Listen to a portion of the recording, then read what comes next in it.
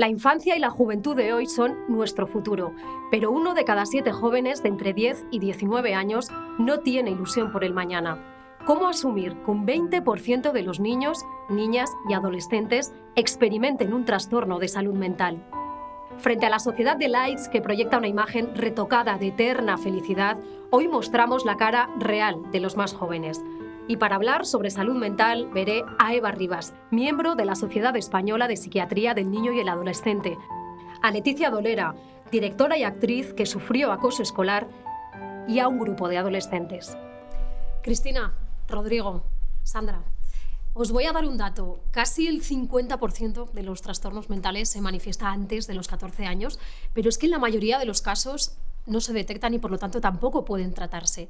Tenemos que hablar más de salud mental, que hay que pronunciar más esas dos palabras. En mi caso, yo creo que es súper importante ya que desde pequeños que nos vayan hablando del tema y que seamos conscientes de que estos problemas existen y que hay que tratarlos. Yo, aparte de TDAH y dislexia, tengo ansiedad y es algo que realmente empecé a tratar a partir de primero de bachiller. Que yo creo que si me hubieran hablado del tema o se hubiera hablado mismo en clase, tanto a mí como a mis compañeros, pues que lo hubiera llevado a algo mejor, porque creo que hubiera sido capaz de entenderme más de lo que me estaba pasando y cómo tratarlo. Identificar los síntomas, ¿no? Sí, y sí que es verdad que me afectó en valorarme a mí misma, me menospreciaba. Yo creo que la salud mental es algo muy importante y es verdad que a día de hoy, al menos en la gente de mi edad, pues creo que sí que está más normalizado el hecho de ir al psicólogo y pues tratarse.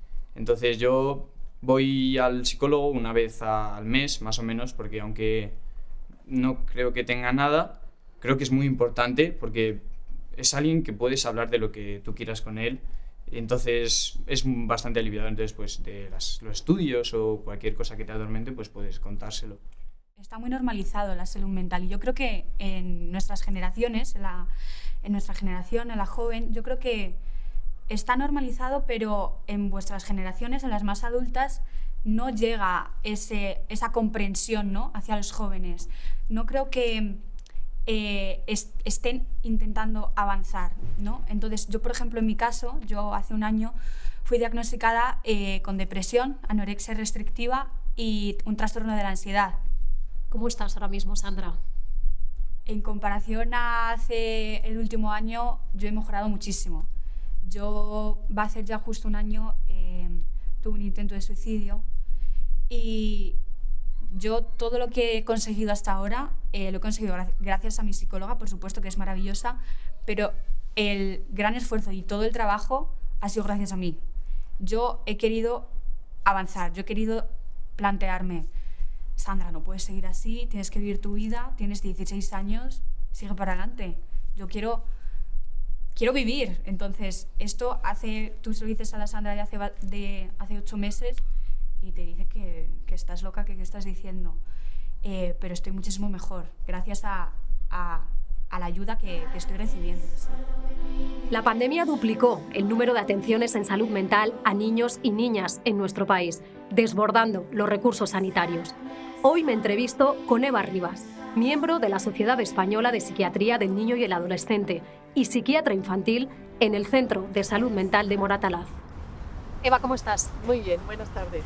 Quiero preguntarte, ¿cómo ha afectado la pandemia a la salud mental de la infancia y de la adolescencia?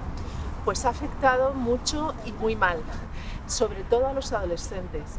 Hemos tenido en los servicios de salud mental un aluvión de demandas de tratamiento y de asistencia a adolescentes, sobre todo por algunos tipos de patologías, intentos de suicidio, anorexias y autolesiones. Y en general síntomas depresivos y ansiedad, pero con esos perfiles. Fíjate, hablas de aluvión. Sí. ¿Alguna vez os habéis encontrado con una situación similar? Desde que trabajo en salud mental, que empecé en el año 96, no, nunca. Ha sido una cosa absolutamente inusitada, nueva. ¿A qué lo achacáis? ¿Por qué justo en ese momento? Bueno, la adolescencia es una edad en la que uno tiene el reto y el trabajo de salir de lo familiar a lo extrafamiliar. Ellos no pudieron hacerlo, estuvieron confinados como todos, pero para ellos eso ha supuesto un quedarse a solas con las redes sociales. Es una exposición constante a un mundo irreal que es de felicidad, perfección y belleza, con el que ellos se comparan, y estando en casa tú solo con tus problemas, si piensas que todos los demás son felices, son bellas y son perfectas, pues eso te hace sentir todavía más sola y más frágil.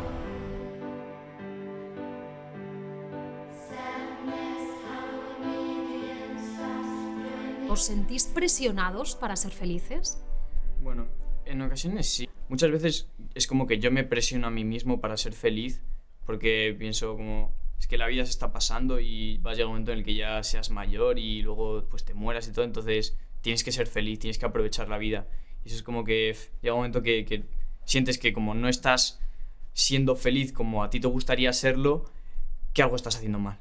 Sí, yo opino lo mismo, que en nuestra sociedad está como muy... está mucho como la necesidad de ser feliz y esa presión, y que a veces hasta incluso nos puede generar más ansiedad o estrés por conseguirlo. Y también en las redes sociales como Instagram, pues no sé, yo sobre todo antes veía a mis compañeros que salían de fiesta, que iban de viaje con sus familias, y yo estaba en mi casa y decía, pero ¿cómo es posible? ¿Qué me está pasando a mí? ¿Por qué yo no soy así? ¿O por qué no hago eso? Me fijo mucho pues, en estilos de vida o en cosas que hacen la gente de mi edad en otros países que me gustan mucho.